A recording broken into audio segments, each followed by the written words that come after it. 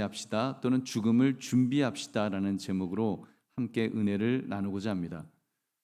여러분, 과거와 비교할 때 요즘 사람은 삶에 대한 애착이 그 어느 때보다도 강렬하다는 그런 생각을 합니다. 과거에는 나라를 위해 목숨을 바치는 것을 당연하게 여겼습니다. 조선시대 때 사육신 같은 분들, 단종에게 충성했던 대표적인 충신들이죠. 그들은 목숨까지 바치면서 충성을 다했습니다. 일제의 압제하에서 안중근 의사와 같은 사람, 유관순 열사와 같은 사람은 나라의 독립을 위해서 목숨을 바쳤던 인물이었습니다. 제가 어렸을 때는 6.25 전쟁에 대해서 배우면서 소련제 탱크를 막기 위해서 포탄을 안고 탱크 밑으로 막 들어가는, 그렇게 장렬하게 산화했던 용감한 순국 선열에 대한 그런 이야기들을 배웠었습니다. 그만큼 그 죽음에 대해 가치 있는 죽음을 이야기할 수 있었고, 그만큼 죽음에 대한 어떤 여유가, 죽음에 대한 생각을 좀 여유가 있지 않았는가, 그렇게 생각이 듭니다. 여러분, 성경을 보아도 성경에는 죽음을 뛰어넘는 삶에 대해서 많은 것을 보여줍니다. 전도서를 보면 초상집에 가는 것이 잔치집에 가는 것보다 더 낫다라고 할 정도로 죽음에 대해서 긍정적인 그런 말씀을 해주십니다. 그리고 잘 아시는 것처럼 우리 믿음의 선배들, 특히 초대교회 때 수많은 믿음의 선배들은 순교하는 것을 최고의 영광으로 여겼습니다. 스테반 집사님은 복음을 전하다가 돌에 맞아 죽으면서 잠자는 것처럼 죽음을 맞이했다라고 성경은 증언합니다. 사도 바울, 베드로, 12제자들 모두 그렇게 죽음을 뛰어넘는 그런 사람들이었습니다. 여러분, 그렇다면 요즘은 어떨까요? 요즘도 죽음을 뛰어넘는 사람들이 많이 있을까요? 물론 그런 분들이 여전히 계십니다만, 그보다는 좀 우리 모두가 좀 진시황제처럼 되고 있지 않는가 싶습니다. 뭐 불로장생, 100세 시대, 아니 120세 시대. 그래서 죽음에 대해서 언급하는 것을 좀 터부시하고, 죽음은 우리하고는 좀 먼 미래 같은 좀 그런 생각을 하고 있지 않는지요. 여러분, 근데 문제는 믿음의 사람이란 우리들도 그렇게 따라가고 있다는 겁니다. 그런 세태에 따라가는 그런 모습. 여러분, 만약 내 자신이 그렇다고 한다면, 죽음에 대해서 좀 멀다고 생각하고, 죽음은 나하고 상관이 없다고 생각하고, 또는 죽음을 이야기하는 것을 터부시한다면, 여러분, 그것은 예수 믿는 예수님 이야기로 가득한 삶을 사는 모습은 분명히 아닐 것입니다. 예수님 이야기로 가득한 사람이라면 죽음에 대해서 뭔가 좀 밀접하게, 죽음에 대해서 무언가를 생각하면서 살지 않겠습니까? 여러분, 오늘 말씀 예수님 이야기로 가득한 죽음을 맞이합시다, 준비합시다, 이 제목을 가지고 죽음에 대한 의식을 우리 다시 한번 성경적으로 가지시기를 주님의 이름으로 축원합니다. 여러분, 오늘 말씀을 생각하면서 죽음에 관하여라는 책을 쓰신 팀 켈러 목사님이라고 아주 유명한 목사님이 계신데, 요즘 우리들이 죽음에 대해 과거보다 덜 생각하게 된 이유를 몇 가지로 짚어보고 있습니다. 그 몇 가지로 짚어주었습니다. 첫째는 현대 의술의 축복이 독이 되었다고 그렇게 말을 합니다. 역설적인 이야기죠. 현대 의술의 위대한 축복이 죽음을 우리 눈에 보이지 않게끔 이렇게 가려놓았다는 거예요. 현대 의술이 우리 죽음을 보지 못하도록, 현대인으로 하여금 죽음을 보지 못하도록 가려놓았다. 여러분, 과거에는 죽음이 우리 주변에 굉장히 가까이 있었습니다. 저도 아버님이 50대 후반에 돌아가셨고, 그 당시 제 주변에 아버지 돌아가신 그런 친구들이 많이 있었습니다. 가슴 아픈 이야기입니다만, 저희 어머니도 제일 큰 누나가 되었을 갓난아기가 있었는데 태어난 지 얼마 안 되어서 죽었다는 이야기를 들었습니다. 여러분, 그런 이야기가 우리 주변에, 뭐 과거에는 50년 전에는 흔한 이야기로 죽음이 그냥 우리 주변에 흔히 가까이 있었습니다. 그때는 기대 수명이 뭐 40세 정도밖에 안 되었고, 기껏해 하면 50대 뭐 후반 그 정도밖에 안 됐었으니까 뭐 죽음이 가까웠어요. 근데 현대 의술이 이제 발달하면서 인간을 죽지 않게 만들어 놓았습니다. 이제는 웬만하면 수술해서 나았다는 소리를 듣지 죽었다는 소리를 잘 못 듣게 되었습니다. 의료사고가 아니라면 웬만하면 고쳐놓는 것이 현실입니다. 젊은 사람들의 병을 척척 고쳐주는 점에서는 축복임에 틀림없습니다. 근데 이제 또 연세 많으신 어르신들은 고쳐주긴 고쳐주는데 이게 과연 축복일까라는 의구심이 사실 좀 듭니다. 왜냐하면 기왕 고쳐주려면 좀 잘 고쳐주지, 꼭 절반만 고쳐갖고 이렇게 내보내는 그 좀 그렇더라고요. 그래서 여러분, 사실 젊은 사람들이야 병원 갈 일이 많지 않습니다. 근데 나이 들어갈수록 이게 뭐 병원에 더 가게 되는데 이게 하여튼 절반이지만 꼭 살려놓으니까 어찌됐건 그 절반만 살아도 하여튼 살아있는 것 같으니까 이렇게 좀 이렇게 죽음에 대해서 아무래도 좀 등한히 생각을 하는 것 같습니다. 과학이 또 자꾸 이야기하죠. 노아의 문제를 이제는 풀었다. 뭐 DNA 뭐 그걸 다 풀었다. 영원히 살 수 있는 길이 열린다. 뭐 그런 이야기. 선동적인 이야기를 들으면서 그러다 나 안 죽는 거 아니야? 좀 그런 마음을 우리도 가지고 있지 않는지요. 그래서 요즘은 죽음이라는 주제를 언급하면 악취미를 가진 사람으로 취급한다는 그런 이야기가 있습니다. 과거에는 그 섹스가 금단의 주제였다면 지금은 죽음이라는 주제가 새로운 금단의 주제가 되었다. 지금 그런 말을 할 정도입니다. 얼마나 심각한 지경에 이르는지요.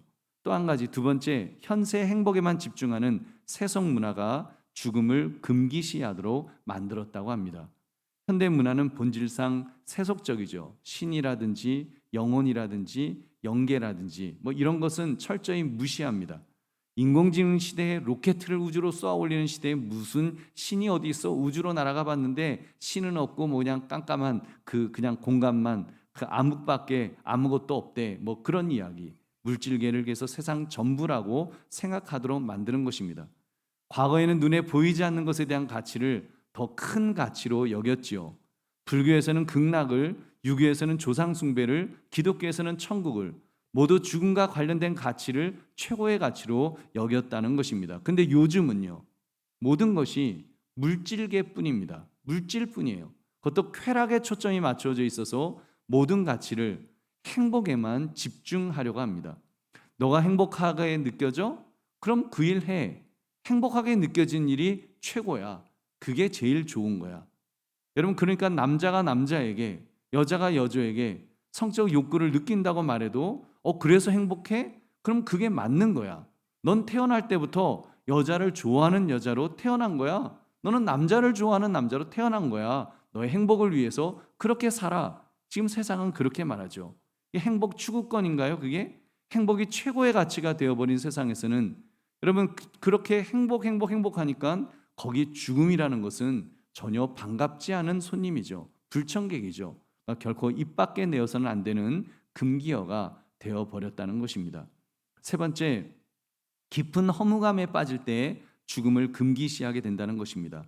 현세 세속 문화가 이렇게 죽음의 존재를 부정하다 보니까 깊은 허무감에 빠져들었다는 것입니다. 인간은 자신의 전부가 눈 깜짝할 사이에 영혼이 소멸된다는 사실을, 이 죽음을 받아들이기가 너무 힘들어한다는 거예요. 여러분, 죽음이 정말 그것으로 끝이라면, 그래서 결국 우리 모두가 다 죽고 태양도 소멸되고 인류 문명도 없어진다면 뭐 무엇을 하든지 여러분 아무것도 달라지지 않을 테니까 허무감밖에 더 있겠습니까? 그렇게 지구가 사라지고 인류가 사라진다면 뭐 남는 것이 뭐가 있겠어요? 기승전결이 죽음이라고 한다면, 그냥 멸망, 소멸이라고 한다면, 죽음이 끝이라고 한다면 인생 자체도 너무나 허무할 것입니다. 여러분, 혹시 요즘 사람들이 이 깊은 허무감으로 인해서 너무 쉽게 목숨을 끊는 것은 아닐까요? 죽음은 다 끝이 난다는 깊은 허무감에 좀 힘들면, 좀 괴로우면 다 포기해버리는 것은 아닌지 심히 염려가 됩니다. 또 한 가지, 네 번째, 죄와 죄책과 용서라는 개념 자체가 없어졌기 때문에 죽음을 금기시한다는 것입니다. 여러분, 현대는 초월적 신을 인정하지 않는다 그랬습니다. 신 자체를 부정합니다. 그러다 보니까 종교가 점점 쇠퇴하고 있습니다. 기독교만 쇠퇴하는 것이 아니라 불교, 유교 등 다른 종교들도 쇠퇴하고 있습니다. 그러다 보니까 심판의 신을 믿지 않는 사람들이 점점 많아지고 있으며 죄의식이라는 것도 당연히 사라지고 있죠. 죄의식도 없어요. 그럼 죄책감도 사라지게 될까요? 여러분, 지금 시대는 죄의식이 없는데 그럼 죄책감도 사라지게 될까요? 아니라는 거예요. 죄와 죄책이라는 단어는 없어졌는지 몰라도 그로 인한 공백을 인간은 다른 무언가로 채워 넣으려 한다는 것입니다. 여러분, 그것이 요즘 우리 시대를 도덕주의로 흐르게 만들고 있다라고 그렇게 평가를 이 팀 켈러 목사님이 하더라고요. 어느 때보다도 도덕주의로 흐르면서 타인에 대한 비판을 일삼는다는 것입니다. 여러분, 저는 요즘 장관 청문회를 보면 참 놀랍다는 생각이 듭니다. 이거 장관이 아니라 성직자를 뽑는 것 같아요. 이게 성직자 뽑는 것 같이 그냥 요 조그만 그 잘못이라도 다 들춰내잖아요. 왜 사람들은 점점 더 높은 도덕을 정치하는 사람에게 요구하는 것일까요? 바람직한 일이라는 생각은 듭니다만 참 이상하다는 생각도 이렇게 가질 수밖에 없습니다. 팀 켈러 목사님은 그거를 이렇게 평가를 합니다. 이분이 대한민국 사람도 아니고 한국을 잘 모르는 사람인데 이런 말을 했어요. 우리는 신상털기 문화 속에 살고 있다. 이 문화는 사람을 너무 단순하게 선 아니면 악의 범주에 끼워 넣은 뒤 공공연히 모욕을 주어서 결국 일자리와 공동체를 잃게 만든다. 서로 비난하는 이유는 지난날의 표현을 빌리자면 죄 때문이고, 벌하고 추방하는 방식은 종교의 정결 의식과 놀랍도록 비슷하다. 그 비난하고 그런 것이 죄 때문이고 정결 의식과 너무 비슷하다는 거예요. 그런 식으로 다 사람들의 그 죄를 다 지적하잖아요. 그런데 하나님과 천국과 지옥에 대한 기존의 기본 신념을 버렸기 때문에 회개하거나 은혜와 용서를 구할 줄도 모른다는 거예요. 여러분, 회개도 할 수 없고 용서를 구할 수도 없으니까 죽음이 닥칠 때 두려움에 떨 수밖에 없겠죠. 죄책은 있는데 죄책을 해결할 길이 없으니까, 지적은 하지만 나는 살 길이 없으니까, 여러분, 죽음 앞에 인간은 점점 더 벌벌 떨 수밖에 없다는 것입니다. 여러분, 그렇다면 믿음의 사람인 우리는 죽음을 세상 사람들과 다르게 보아야 되지 않겠습니까? 특히 예수님 이야기로 가득한 죽음을 맞이하려면 죽음을 어떤 시각으로 보아야 할까요? 팀 켈러 목사님은 아주 좋은 표현을, 그러니까 이런 재미있는 표현을 썼습니다. 죽음을 영적 자극제로 봐야 한다는 그런 이야기입니다. 영화에 보면 여러분 가끔 영화 저런 거 있잖아요. 영화에 이렇게 막 고문당하다가 기절하고 그러면은 이렇게 그 사람 코에다가 무슨 약을 갖다가 탁 해주잖아요. 그러면 코에 이렇게 딱 맞으면 이러고 갑자기 깜짝 놀라면서 깨잖아요. 그걸 가르쳐 영어로는 스멜링 솔츠라고 하는데 그 냄새나는 소금 그런 뜻이죠. 냄새 맡고 정신 차리게 하는 그런 약을 가리키는 것입니다. 이 약은 주로 암모니아와 카보닉산을 혼합하여 만든다고 하는데 강렬한 그 자극성이 있어서 감각을 자극하여 잃은 의식을 돌아오게 해준다는 것입니다. 냄새는 고약한데 정신이 번쩍 나게 해준다는 거예요. 우리가 조금 전 다루었던 네 가지 주제들, 현대 의술 덕분에 죽음을 나와는 상관없는 것처럼 사는 인생에게, 또는 현세의 행복에만 집중하며 살아가는 그런 사람들에게, 또는 허무감에 빠져서 아무런 인생의 자극을 느낄 수 없는 그런 분들에게 지금 정신 차려 하는 그런 어떤 그 스멜링 솔츠와 같은 그런 역할을 이 죽음이 해준다는 것입니다. 인생은 그렇게 영원한 것이 아니야. 인생은 그렇게 쾌락만 쫓다가 되는 게 아니야. 이런 날이 온다니까, 이렇게 죽음을 맞이하는 날이 온다고 하면서 영혼을 깨우는, 그 영혼을 깨우는 자극제로 이 죽음이 사용될 수 있다는 것입니다. 죽음은 냄새는 고약하지만 효과는 만점이죠. 다른 무엇보다도 우리를 확실하게 깨워줍니다. 인생을 돌아보게 하는 힘이 있지 않습니까? 여러분, 우리가 막 열심히 일하다가도 집에 장례가 딱 나면 어떻게 돼요? 다 멈추고 그리고 이제 장례 일정만 집중합니다. 그러면서 자기 자신을 돌아보는 거예요. 내가 그동안 인생을 어떻게 살았는지, 내가 너무 허무한 것을 쫓아서 가지 않았는지 다시 한번 자신을 돌아보는 그런 시간을 우리는 죽음 앞에서 장례를 치르면서 우리는 그렇게 경험하는 것입니다. 특히 예수님 이야기로 가득한 죽음을 맞이했을 때 우리 인생에 확실한 영적 자극제 역할을 할 것임에 틀림없습니다. 여러분, 어떻게 해요? 어떻게 그럴까요? 우리 예수님 그렇게 죽음을 막 생각하면, 여러분, 죽음의 문제는 인간이 해결할 수가 없잖아요. 죽음의 문제를 깊이 생각하면 생각할수록 정말 구원자가 없으면, 나를 구원해 주실 분이 없으면 인간은 도저히 해결할 길이 없지 않습니까? 의사조차도 명의라고 할지라도 죽음의 문제는 해결해 주지 못합니다. 여러분, 이 세상에 억만금을 가지고 있다고 해도, 재물이 아무리 많다고 해도 죽음의 문제는 해결해 주지 못하죠.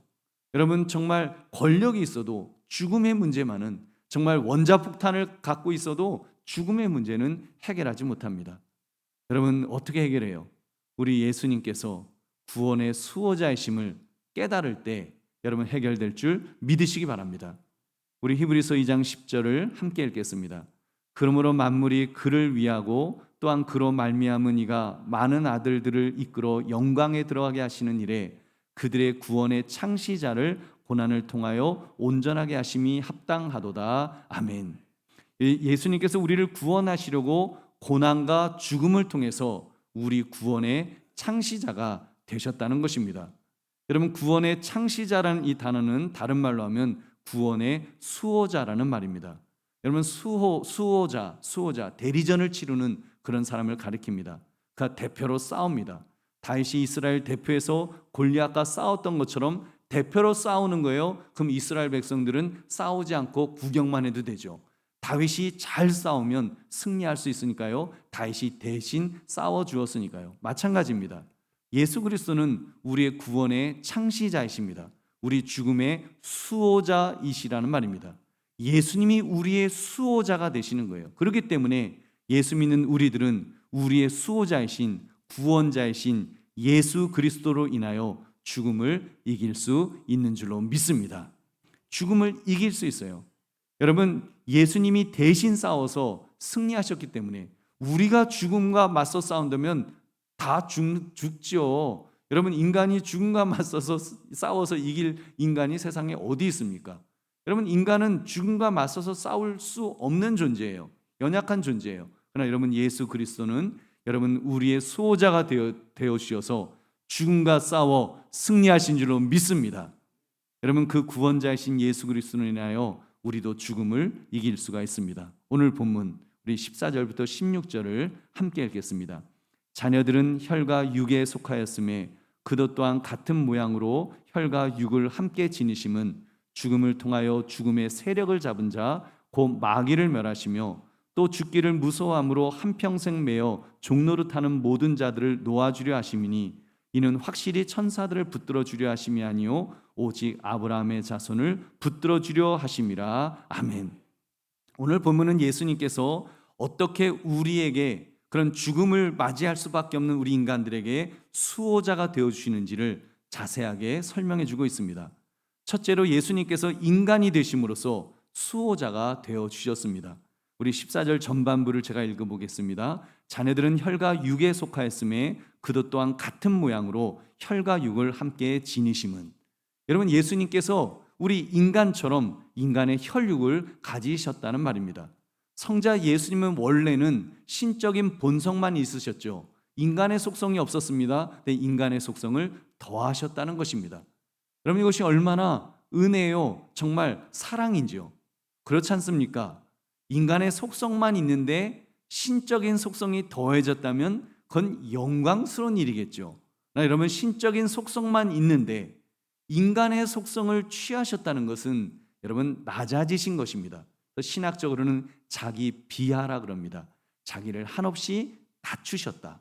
아주 인간이 되셨다고 하는 것은 아주 그 높고 높으신 보좌를 버리시고 낮고 천한 그 위치로 내려오셨다는 것을 말합니다. 빌립보서 2장 7절, 오히려 자기를 비워 종의 형체를 가지사 사람들과 같이 되셨고. 아멘. 여러분, 얼마나 감사한 일입니까? 우리의 수호자, 우리의 구원자는 바로 우리와 같은 몸을 입으셨다는 것입니다. 종의 형체를 가지사 인간이 되심으로써 우리의 완전한 우리의 수호자가 되어 주신 줄로 믿습니다. 여러분, 그 똑같은 몸을 입으셨기에 우리를 다 하십니다. 우리를 대신하여 사망 권세와 싸워 주실 것이고요, 우리를 대신해서 사단 마귀와 싸워 주실 것입니다. 그것도 완전한 인간의 몸을 입으심으로써 완전히 우리 편이 되어 주신 줄로 믿습니다.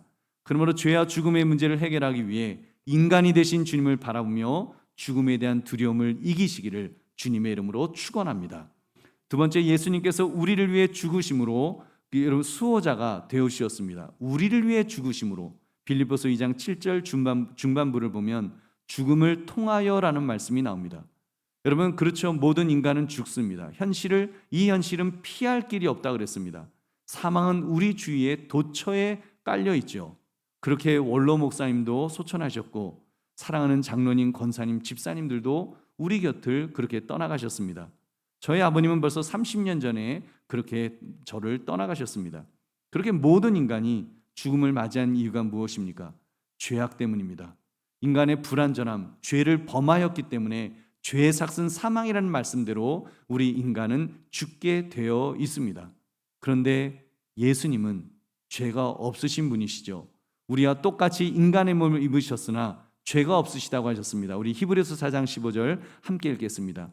우리에게 있는 대제사장은 우리의 연약함을 동정하지 못하실 리가 아니요 모든 일에 우리와 똑같이 시험을 받으신 이로되 죄는 없으시니라. 아멘. 죄가 없으신 분이시니까 나의 죄값을 대신 치러주실 수 있으셨습니다.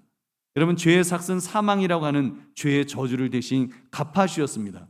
그는 그렇게 죽으셨을 뿐만 아니라 사망 권세를 이기시고 다시 살아나셨습니다. 그의 죽음이 우리에게 큰 소망을 안겨주신 줄로 믿습니다. 그러면 예수님께서 대신 죽으심으로 우리에게 살 길을 열어주심을 깨달아 담대하게 살아가시기를 주님의 이름으로 축원합니다. 세 번째, 예수님께서는 죄와 사망의 권세를 잡은 마귀의 세력을 멸하심으로 수호자가 되어 주셨습니다. 인간은 죄로 말미암아 죽는다 그랬습니다. 그렇게 죽은 인간은 아무도 다시 돌아오지 못하죠. 사망 권세를 이길 인간이 이 세상에 아무도 없기 때문에 마귀를 이길 수가 있어야죠. 다 거기 묶여서 못 돌아오는 것입니다. 딱 한 분이 계십니다. 그런 인간의 본성을 가지시면서도 동시에 신성을 가지신 분이십니다. 하나님의 아들이십니다. 그렇기 때문에 예수님만은 죽음의 세력을 잡은 자 마귀를 이기실 수 있으십니다. 죽음의 세력을 잡은 자 곧 마귀를 멸하시며라고 오늘 본문은 그래서 말씀하는 것입니다. 그렇습니다. 예수님은 사망의 세력을 잡은 마귀의 세력도 없이 하실 수 있으십니다. 사단의 세력을 쓸모없게 만드시고 무력하게 만드십니다. 그러므로 인간은 더 이상 죄와 죄값에 의해서 그리고 사망으로 인해서 사단의 노예가 될 필요가 없습니다. 골로새 1장 13절 14절 함께 읽겠습니다. 그가 우리를 흑암의 권세에서 건져내사 그의 사랑의 아들의 나라로 옮기셨으니 그 아들 안에서 우리가 속량 곧 죄사함을 얻었도다. 아멘. 흑암의 권세, 사망의 권세, 거기서 건져내셨다 그랬어요. 우리를 죄사함을 통해서 우리를 속량하심으로 대신 죄값을 치러주심으로 그렇게 우리를 사망에서 건져내 주셨다는 것입니다. 그 아들 예수 그리스도 안에서 속량 즉 죄사함을 얻게 된 것입니다.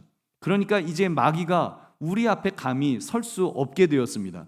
요한일서 3장 8절 죄를 짓는 자는 마귀에게 속하나니 마귀는 처음부터 범죄함이라 하나님의 아들이 나타나신 것은 마귀의 일을 멸하려 하심이라. 아멘. 그렇게 예수님은 마귀의 일을 멸하셨습니다. 우리의 대적 중 우두머리를, 여러분 그 대적의 우두머리인 마귀를 이기신 것입니다. 그러니까 우리도 승리할 수 있어요. 우리는 이미 승리하는 싸움을 시작한 것입니다. 예수님께서 이미 마귀의 머리를 짓밟으셔서 이겨 놓으셨다 그랬습니다. 카운터 펀치를 마귀는 이미 맞았습니다. 물론 여전히 마귀가 아직도 힘은 세지만 그래도 우리가 승리할 수 있는 이유는 우리의 대장 예수 그리스도께서 승리하셨기 때문인 줄로 믿습니다. 그러므로 사단 마귀가 아무리 무섭게 공격해 온다 할지라도 죽음으로 우리를 위협한다 할지라도 담대하시기를 주님의 이름으로 축원합니다. 네 번째, 예수님께서는 우리를 사망에 대한 두려움으로부터 건져내어 주셨습니다. 우리 15절을 함께 읽겠습니다. 또 죽기를 무서워함으로 한평생 매어 종노릇하는 모든 자들을 놓아주려 하심이니. 아멘. 모든 인간은 죽음을 두려워한다 그랬죠. 왜 그럴까요? 죽음의 세계는 간 사람은 있는데 돌아온 사람은 없으니까요. 도대체 저 사망의 뒤에 뭐가 있는 거야? 궁금한 거예요. 정말로 영원한 삶이 있는지 아니면 아무것도 없는 것은 아닌지 모르니까 두려운 것입니다. 그러나 여러분, 분명한 것은 사랑하는 사람을 다시는 볼 수 없다는 사실, 다시 쾌락을 맛볼 수 없고 내가 소유한 그 어떤 것도 가지고 갈 수 없고 이런 것들이 인간을 두렵게 합니다만, 여러분 그러나 그런 인간을 우리 예수님은 그런 죽음으로부터 우리를 놓아 주셨습니다. 그런 사망의 두려움으로부터 건져내어 주신 분이 우리 예수님이신 줄 믿으시기 바랍니다. 우리 예수 믿는 사람들은 그 두려움에서부터 건짐을 받았습니다. 그러므로 이제는 사망을 두려워할 필요가 없습니다. 왜냐하면 주님께서 그 두려움으로부터 건져내 주셨기 때문입니다. 우리에게는 구원만이 있습니다. 구원이 있어요. 우리가 이 세상을 떠나서 다음 세상으로 가는 바로 그 순간에 하나님께서는 눈 깜짝하는 것보다 더 빠르게 우리를 하나님 앞으로 옮겨 놓아 주실 줄로 믿습니다. 여러분, 우리는 그렇게 죽을 거예요. 여러분께서 죽는 거는 무서울 게 없어요. 얼마나 아프게, 저는 솔직히 너무 아픈 거 싫거든요. 막 고통스럽게 아픈 그 시간이 두려운 거지, 죽음 자체는 예수 믿는 사람들은 두려울 게 없어요. 왜냐하면 딱 숨이 멎는 그 순간 우리는 바로 천국에 하나님 앞에 서게 될 줄로 믿습니다. 주님께서 우리의 눈물을 닦아주시면서 그동안 수고했다, 그동안 애 많이 썼다, 잘 왔다라고 하면서 우리를 맞이해 주실 것입니다. 여러분, 그러니까 우리가 그 예수님을 믿고 신뢰한다면 믿는 자에게는 결코 사망이나 정죄함이 없기 때문에 두려움을 극복할 수 있습니다. 삶은 좋고 죽음은 더 좋고 뭐 이러면서 우리는 살아가는 거예요.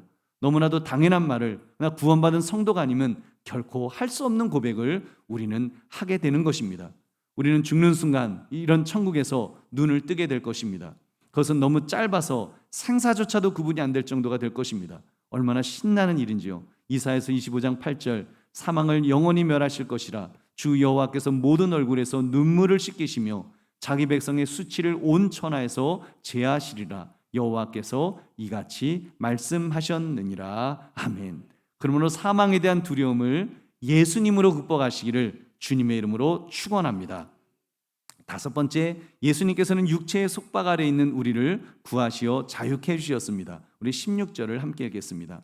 이는 확실히 천사들을 붙들어 주려 하심이 아니요 오직 아브라함의 자손을 붙들어 주려 하심이라. 아멘. 여러분, 붙들어 준다라는 이 단어는 손으로 붙잡아 준다는 의미입니다. 그렇습니다.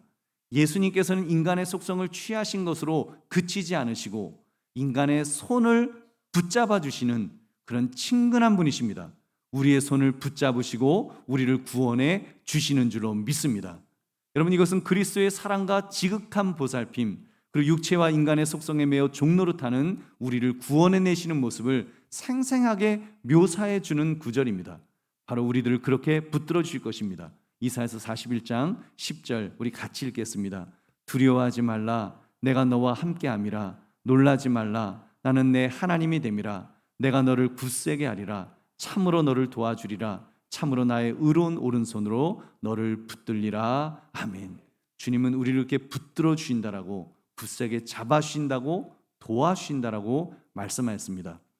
여러분, 그러므로 육체의 속박으로부터 구원해 주신 예수님을 바라보면서 그분의 붙드심을 생각하시면서 다시 한번 용기 내시기를 주님의 이름으로 축원합니다. 이제 말씀을 맺습니다.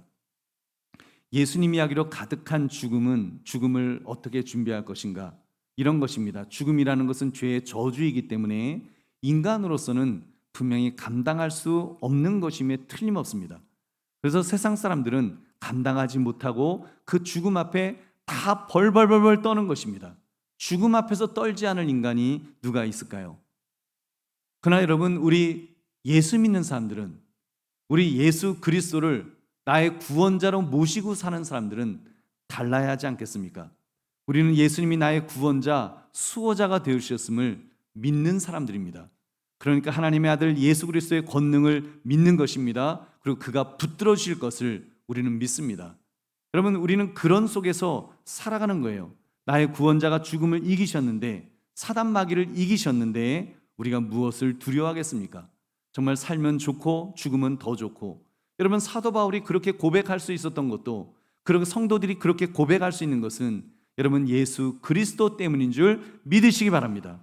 그러니까 이제 좀 담대하게 삽시다.